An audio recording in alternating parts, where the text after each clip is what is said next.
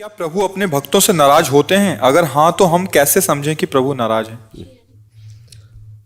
किसका प्रश्न है? हम तुम्हारी माँ होंगी, माँ को तो कभी मिली होगी, तो माँ क्या समझता हर समय दुलारी करती रहती? क्या डांटती भी तो है? क्या उसके डांटने में दुलार नहीं होता क्या? कैसे डांटती है? ये दूध पी, नहीं हमारी इच्छा नहीं, थप्पड़ मारेंगे, दूध पी, और दूध पी लेता ना। अब आप उसमें ये विचार करके तो उसमें माँ का क्या नाराज होना और क्या प्रसन्न होना, आपके लिए ही तो है ना। चल बाथरूम चल, स्नान कर, श्रृंगार, हम नहीं हम खेलेंगे जाके, थप्पड़ मारती, चल सीधे चल। ये माँ की नाराजगी है? वो बच्चा समझ रहा है नाराजगी नहीं। अपार करुणा सिंधु भगवान, हम नरक में गिरने जा रहे हैं, वो हमको घसीटते हैं। उस समय उनका जो घसीटना होता है हमें लगता है गुस्सा हो रहे हैं।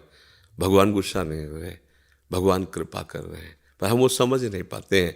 तो जैसे माँ, अच्छा आप हाथ छोड़ा के भाग जाओ, माँ कहेगी जा मर जा जाके, ऐसे कहेगी। हमने सुना है, नहीं मानता ना, मर जाके, तेरे को जो मन में आया सो कर जाके।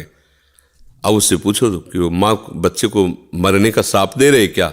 नहीं नहीं, अगर वो दौड़ लगाया और गिर गया तो दौड़ के जाके उठाएगी, और वो उसका एक प्रेम भरा शब्द है जिसमें कर्कशता दिखाई दे रही पर है नहीं। ऐसे ही भगवान है। अनंत माताओं में जो वात्सल्य है वो हमारे भगवान के एक बिंदु से है, वो वात्सल्य सिंधु है। सोचो, जब एक माता अपने बच्चे का अहित नहीं कर सकती तो अनंत माताओं जैसा प्यार लिए हम सच्चे उनके संतान हैं। क्योंकि ये शरीर मायाकृत पांच भौतिक है जो माँ के गर्भ से रच कर आया है, लेकिन जो मैं हूं वो केवल भगवान का अंश हूं, माया रचित मैं नहीं हूं। जो अंश है मैं तत्व, वो श्री कृष्ण का अंश है, सीधे श्री कृष्ण का अंश है, और है ये भी सब श्री कृष्ण से ही, पर ये माया में रूपांतरित होकर पंचभूतों के द्वारा ये निर्मित है। ये मेरा स्वरूप नहीं है, जो मेरा स्वरूप है वो श्री कृष्ण का अंश है। तो मेरे सच्चे वात्सल्य समुद्र तो प्रभु ही है ना। पर हम प्रभु को जान नहीं पा रहे, अपनापन नहीं कर पा रहे, तो हमें लगता है प्रभु हम पे गुस्सा हो रहे हैं ना। अगर तुम्हें ऐसा कहीं लगता है कि प्रभु गुस्सा भी हो रहे हैं, कब लगता है? जब हमारी मानी हुई कामना में बाधा पड़ती है, वो पूर्ण नहीं होती, तो हमें लगता है मेरे भगवान नाराज है क्या? क्योंकि अगर नाराज ना होते तो उन सर्वशक्तिमान को ये बात पूरी करने में क्या घाटा था? उन्होंने क्यों पूरा नहीं किया? इसका मतलब नाराज नहीं, ऐसी बात नहीं है। जैसे हम चाह रहे हैं कि हमें 100 रुपया मिल जाए, तो आज जाकर के मैं ऐसा ऐसा मनमानी करूं, माँ करीब 25 पैसे भी नहीं देंगे, नहीं देंगे, जा। क्यों? क्योंकि पता है कि अगर आज 100 रुपया पाएगा, हो सकता है कोई नशा करे, गंदे आचर, नहीं देंगे। और वही माँ जब देख लेगी कि हाँ आप सही ढंग से खर्चा कर देते हो, तो अपनी कमाई हुई पूरे जीवन की संपत्ति आपको दे देगी। ऐसे ही हमारे भगवान हैं।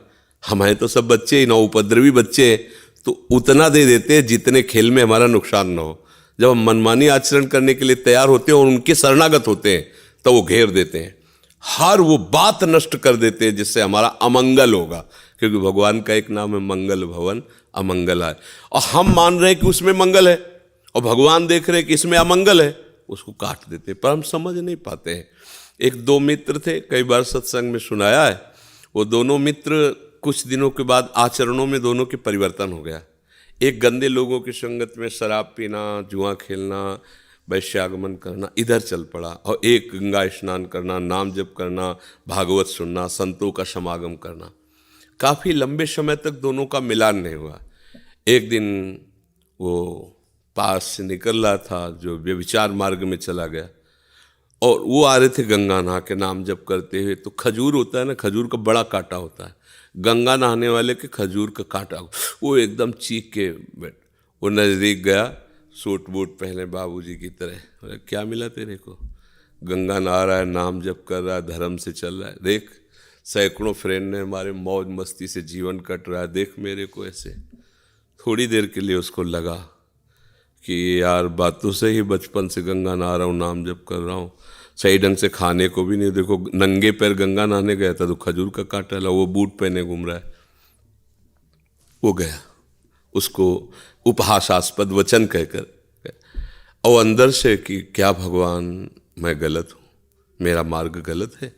उतनी देर में एक वयोवृद्ध के रूप में प्रभु आए, लाओ लाओ मैं कांटा निकाल देता हूँ। बोले कांटा तो तुम ना निकालोगे तो हम ही निकाल लेंगे, पर हृदय में जो कांटा लग गया है अभी उसके वचनों से, उसका संशय। बोले क्या? बोले वो मित्र हमारा, हम दोनों मित्र थे, हम सतमार्ग में आए, वो कुमार्ग में आए, उसका महल खड़ा है, सूट बूट से टहलता है, कभी उसको जुकाम भी नहीं हुआ, नंगे पैर चलता हूँ, खाने को भी नहीं, देखो अभी कांटा खजूर का लगा हुआ, गंगा नहा के आ रहा हूँ, कोई पाप कर्म नहीं, ये सब क्या है? क्या हमारे भजन का यही फल मिला हमको? तो उनका नहीं, तुम केवल अभी वर्तमान को देख रहे हो, मैं तुम्हें अनेक जन्मों की बात बताता हूँ। ये जो अभी गया तुम्हारा मित्र पूर्व का पुण्यात्मा पुरुष है, इसने खूब दान पुण्य किए थे, इस जन्म में इसे चक्रवर्ती सम्राट का वैभव प्राप्त होना था, इसने जो पाप कर्म किए सब नष्ट हो गया है। अब ये कुछ क्षणों के लिए आपको ये दिखाई दे रहा है, जहां इसका वर्तमान का पाप और पूर्व का पुण्य नष्ट होकर पूर्व का पाप जुड़ा तो ये नष्ट हो जाएगा, ये किसी काम का नहीं रहेगा, देखना। और तुम्हारे ऐसे पाप थे कि इसी समय तुम्हें सूली की सजा मिलनी थी। पहले पुराने जमानों में सूली की सजा होती, भाले जैसे एक यंत्र में ऊपर से उसको लाके छोड़ा जाता था, गुदा द्वार में घुस के ऐसे, अब वो कितने घंटों में तड़प के मरे, बहुत कष्टप्रद मृत्यु। बोले तुम्हें सूली की सजा तो खजूर के कांटे में निकल गई। तुम्हारा वर्तमान का पुण्य और पूर्व के जो पाप है वो नष्ट हो चुके हैं, और पूर्व का पुण्य, ये दोनों जब मिलेंगे तो तुम्हें जो अपार सुख होगा वो सोच भी नहीं सकता। इसलिए तुम गलत नहीं हो, अपने विचारों को शुद्ध रखो। तो धर्म से चलोगे, ठीक चलोगे, तो हो सकता है आज तुम्हें कष्ट लगे, ऐसा लगे कि भगवान हमको क्यों नहीं दे रहे हैं सुख वैभव जो मैं चाहूँ। लेकिन देखो सामने वाला गलत कर रहा है, अधर्म कर रहा है, बहुत फल फूल रहा है, वो फल फूल नहीं रहा, वो हाइलोजन की तरह चमकेगा, फ्यूज हो जाएगा, और तुम दीपक की तरह जलोगे, बराबर तुम्हें आनंद प्राप्त होता रहेगा। ये पक्का समझ लीजिए, कोई कहानियां नहीं है। धर्म से चलने, देखो ना दुर्योधन को, एकदम सब ऐसा लग रहा था कि अब क्या होगा पांडवों का, 12 वर्ष का वनवास, 1 वर्ष का अज्ञातवास, मतलब कभी नहीं हट पाएंगे। इन महान बलियों को कहाँ छुपाया जा सकता है 1 वर्ष तक, अगर जान गए तो फिर 12 वर्ष का, यही चाल चले थे। लेकिन जिनके सहायता करने में भगवान ने उनको, आखिरकार हस्तिनापुर के चक्रवर्ती सम्राट पद पर महाराज युधिष्ठिर ही बैठे, और उनके कुल में कोई पानी देने वाला नहीं बचा, सब नष्ट हो गए।